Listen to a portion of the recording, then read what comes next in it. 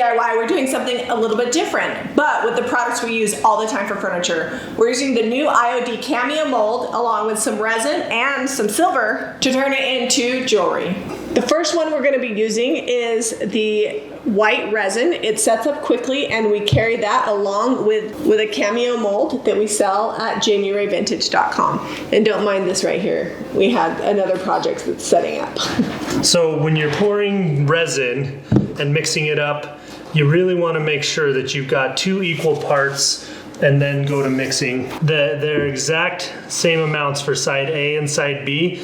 So now that I've got side A, side B, I'm gonna mix this up for about a minute. It's gonna go a little bit cloudy on this amazing casting resin, and then it'll come back clear once it's mixed up all the way, and that's how you know you've got both sides combined well. So the measurements for the amount of resin or medium that you're using is on each mold. The IOD sisters have really done a good job on these, and they tell you how much each one uses. I actually mixed up a little more because it's hard to mix up just 0.3 milliliters. So we're gonna have a little bit extra on these, and we might pour something else. So I think I've already got one of these, so I'll do another one of those and probably another one of those. Okay, so it got a little over on those, it over poured, and that's on me because my pourer is not super great, but it'll break off, or you can sand it smooth. It's really easy to go over on these small ones.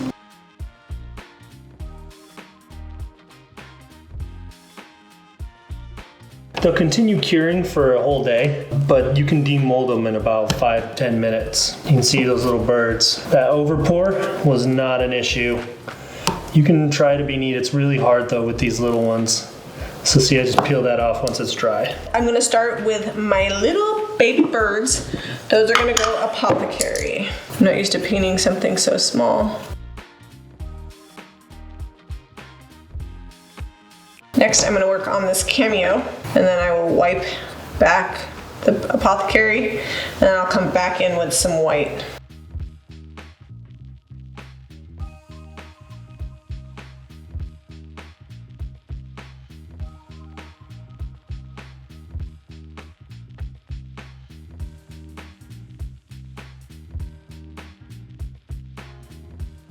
This Cameo and these little teeny tiny bird earrings are going over to the side because they need to be sealed.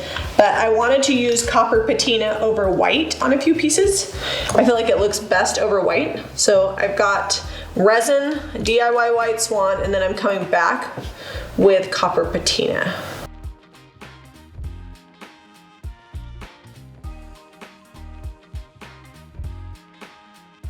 For the next one, I think I'm gonna do this clock.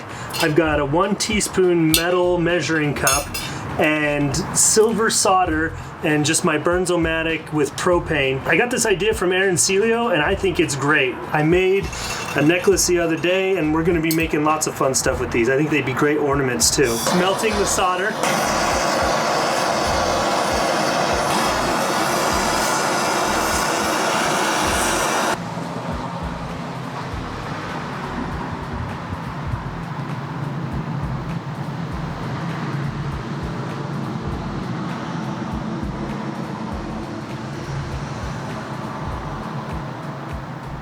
Okay, looks like we're gonna have to do 2 pours. I'm gonna have to fill that top part of the clock up. Got a bubble.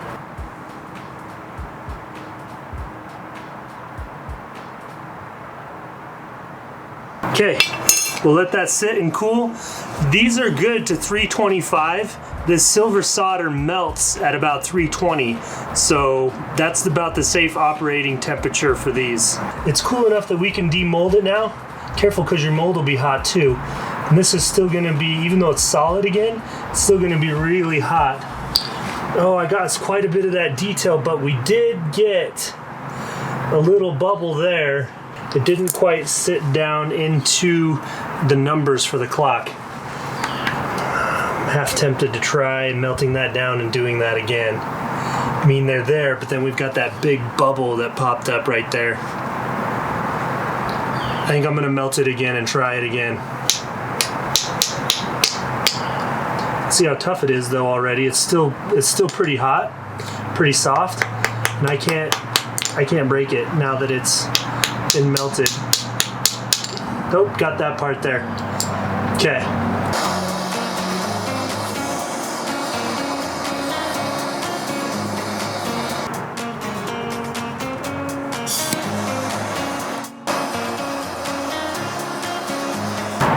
Alright, the back of this is still cool enough I can grab it.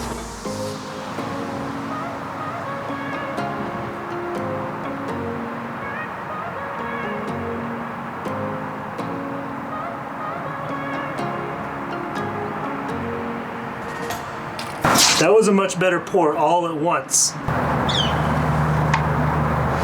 Man, the bubble. Might have to do a different one. This might be too much detail for the solder to go down in.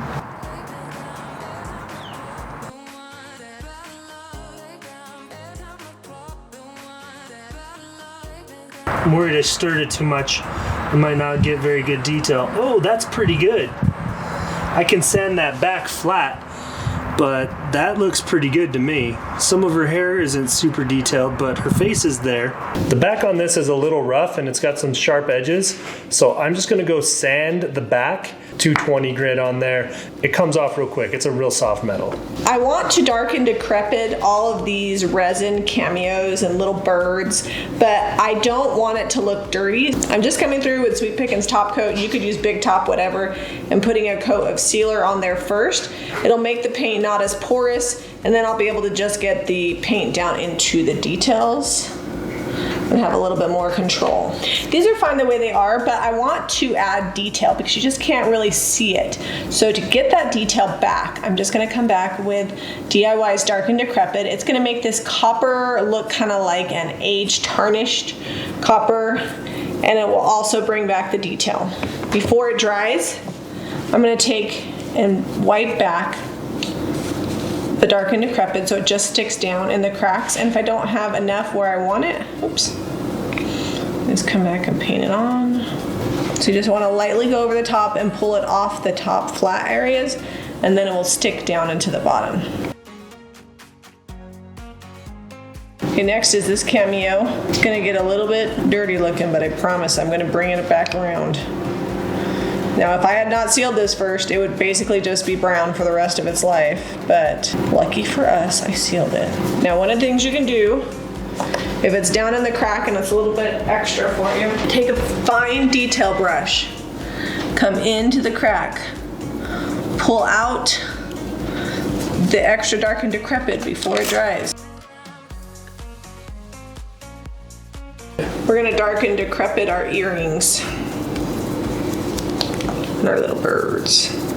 It's so hard to work on such little stuff with my big floppy fingers. There you go, good. While we're waiting for the Dark and Decrepit to dry, I've just got some sharp edges right along here, and I've got 220 grit, and I'm just gonna scuff them up, round them over a little bit so whoever has this or wears this doesn't get cut or stabbed or, you know, all the things that happen with sharp metal. Let's not stop. All right, time to Dark and Decrepit these, because they're real bright and shiny. This one I buffed with a buffing compound and it got kind of black, but the Dark and Decrepit really works to make the details pop on out.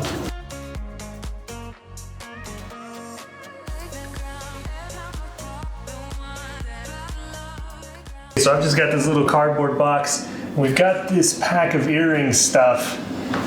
I don't know, these are just like studs with a backer. And picked up some E6000 with this tiny little nozzle so I can be more accurate, hopefully. Just gonna go down right like so. Bird number 2. Actually, those are big enough. I might just let those sit like that.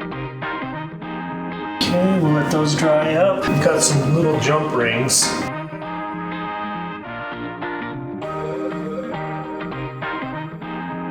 Right, I'm just going to put jump rings on all of these just like so.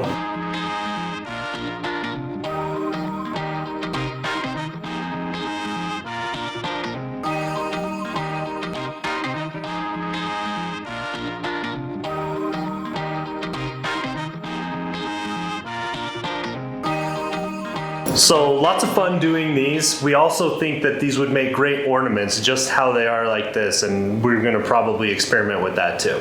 The biggest compliment ever is my sister-in-law Mariah came over yesterday and she totally thought that this was copper, and it's not. It's just resin and copper patina. We're gonna drop all the products in the links below in case you want to try out your own jewelry making, and stay tuned for close-up pictures of everything. If you like this video, be sure to give it a thumbs up and subscribe to January Vintage for more DIY.